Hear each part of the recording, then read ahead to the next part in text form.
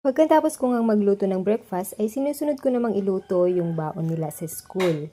Kagabi kasi ay nagluto ako ng sinigang na baboy at nagtabi na lamang ako ng pang-ulam nila ngayon. So bali 3 slices yon para gawin kong pork chop. Bali yung karne ay nilagyan ko na yan ng pampalasa, asin, paminta at granules lang. Yung pinaka-coatings naman niya ay cornstarch at harina lang. So bali dry lang yung ginawa ko dyan para hindi na masyadong makapal yung coatings niya o yung breadings niya. Kasi hindi na rin naman masarap yung breadings nito kapag malamig na. So bali ang ginagawa ko sa karne ay pinapound ko muna ito para hindi siya maging matigas. Piprito lamang ito hanggang sa maging golden brown. Bali in-slice ko na nga ito para hindi na rin sila mahirapan mamaya pagdating ng lunch. Bali nagbigay na rin ako dyan ng sausawan nila na chili sauce.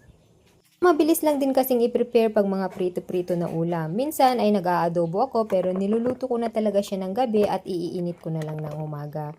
Di kasi yung adobo ay hindi basta-basta napapanis pero hindi ko pa talaga na-try na magpabaon ng may sabaw dahil hindi na rin naman masarap yung sabaw kapag malamig na.